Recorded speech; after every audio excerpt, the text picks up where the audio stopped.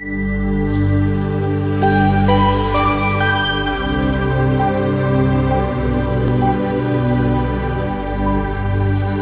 are here with Reuven Kaufman, president of the Diamond Dealers Club of New York, the largest bourse in the USA. Mr. Kaufman is a regular visitor to Israel. Actually, he calls Israel more or less home.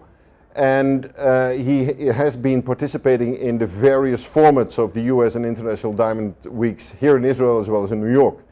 Mr. Kaufman, welcome. Thank you very much. A pleasure to be here. Thank you. Why don't we talk a little bit about the synergy that is here? I think America and Israel are a natural pair. We're a natural match. I think many Americans just feel so much at home in Israel. I think our way of doing business is also pretty similar. And like we were saying before, the idea of having the two bourses come together. You know, the world has changed dramatically today. Everything's gone to the internet. A lot of deals go on behind closed doors. That synergy between members, between the bourse itself, face-to-face negotiations, negotiating with someone when he's sitting across from you, I think that's still something that's tremendously lacking in the industry. When you sit across from someone, you get a feeling of his goods, you get a feeling of him, and it's much easier to deal. So many of our members who maybe are going to other countries to purchase realize now what Israel has, what Israel possesses. Israel has a gold mine, if I may say, a diamond mine of goods. Tremendous goods, and it's, you know, we love to deal with the Israelis, and I think it just adds tremendous value to our business. Are we competing with each other? Are we complementing each other? Can we see a renewal of the model of cooperation / competition in a balanced way? Competition versus cooperation. Excellent question. We've thought about this for a long time. Because when we started this original idea, we started thinking, well, our members feel the Israelis are coming to their turf, well, the Israelis feel we're coming to their turf. But I think at the end of the day, there's enough goods, enough customers, and combined we are strong.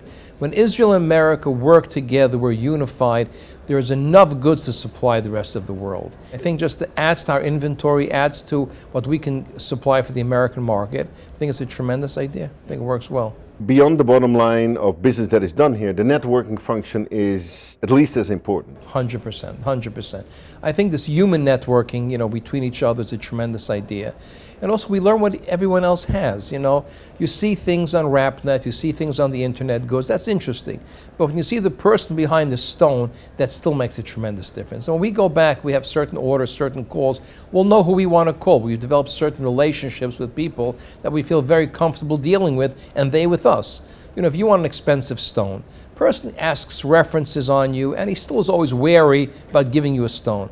Once you meet someone, it makes it much easier to deal. Person met you, he likes you, he sees you're responsible. I think it definitely helps the business tremendously. We are part of the luxury market with an enormous range of products and a lot of other competitive parts in the luxury market. What are we going to do to get that market back? How do we get the younger generation on board? Firstly, the market synergy has changed tremendously. We have a new phenomenon today in the diamond industry. We have a burgeoning middle class in China and in India. And this burgeoning middle class who never owned diamonds before, all of a sudden we have a whole new group coming into the fray, a lot of young people, and they're beginning to buy that medium class diamond. And all of a sudden now this middle class is starting to buy this, that proportionately this segment of the business is beginning to grow quicker than any other segment. Proportionally, the SI goods have gone up much more than a lot of the better goods over the last couple of years because of tremendous demand. Once the youth is there buying that engagement ring and they see how much their wife is happy with that stone, automatically, a few years later, they buy a more expensive stone or a more expensive piece of jewelry.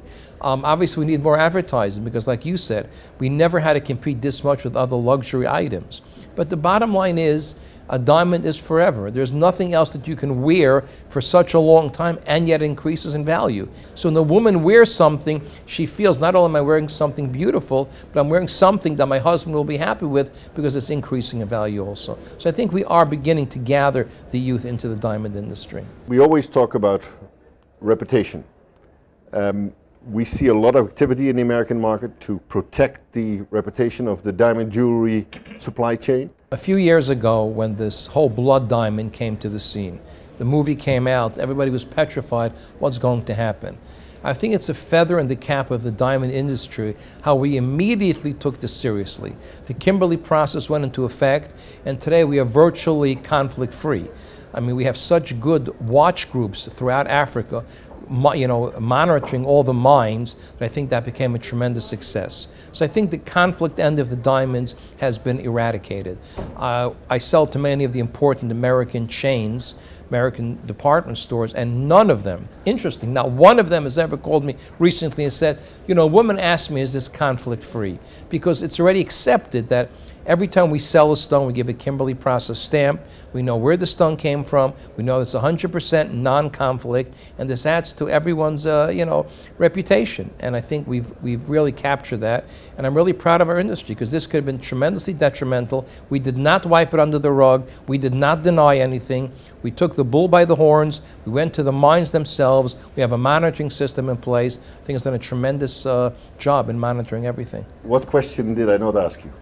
You were excellent. You should be on CNN. This is your future, Yaakov. You should be on the nightly. I will put you in CNN, CNBC, or Fox. Okay. A man of your good looks, talent, and elegance, you should be there. Anyway, Mr. Kaufman, thank you so much for the pleasure. interview. Pleasure.